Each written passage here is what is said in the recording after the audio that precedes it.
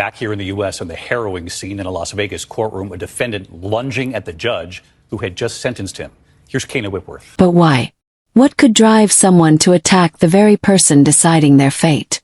After court, Redden's sister and Redden's foster mother spoke to the media about his battle with mental health illness and how they claim that the system has failed him.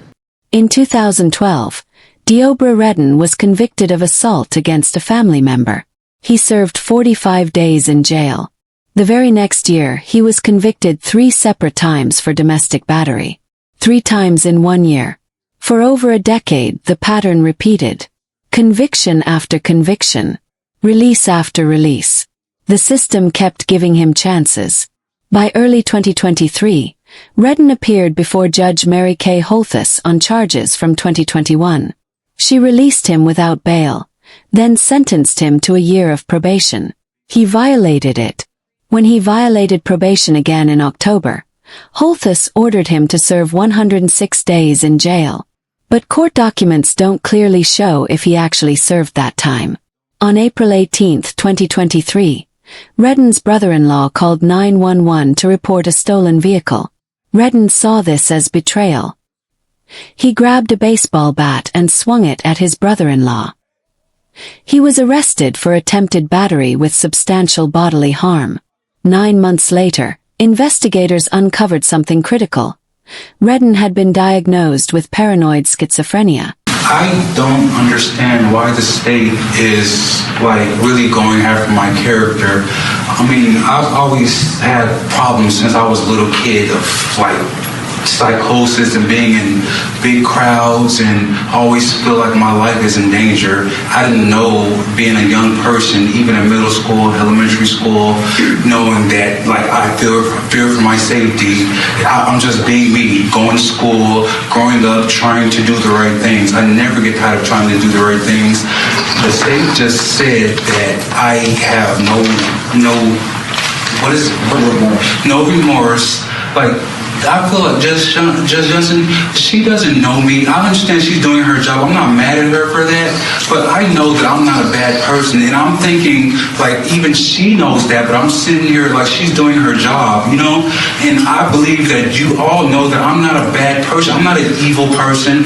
When I came to court on January 3rd, 2024, I was listening to music. I was in a good mood. I had a stable place to stay. I was trying to get a job. I did not catch any new charges.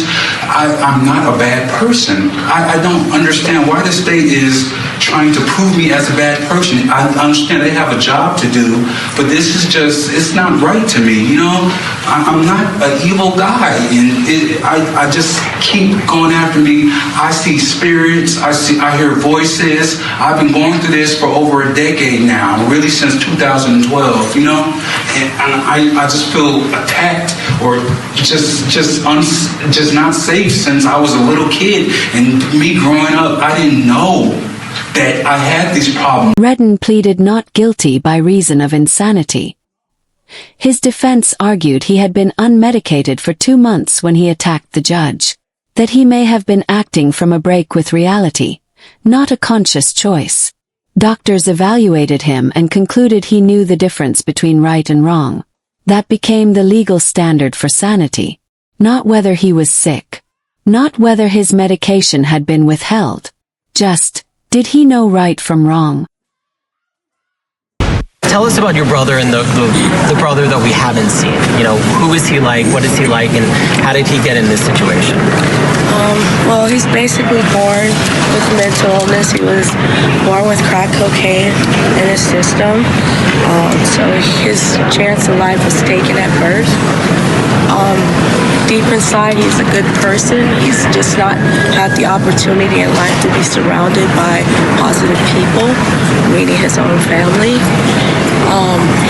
I can see that my brother just felt betrayed at the time when he was pleading and saying that he was in a better place, which is different for us all to be in a better place.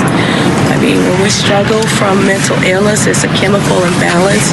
Just as most addicts have chemical imbalances out there, who wants to stop using, who can't. It's something that we suffer from. I don't think sending him to prison is going to deter anybody who suffers from a mental illness. They need to be surrounded by healthcare professionals who can treat him, and so that he gets the right treatment that he needs.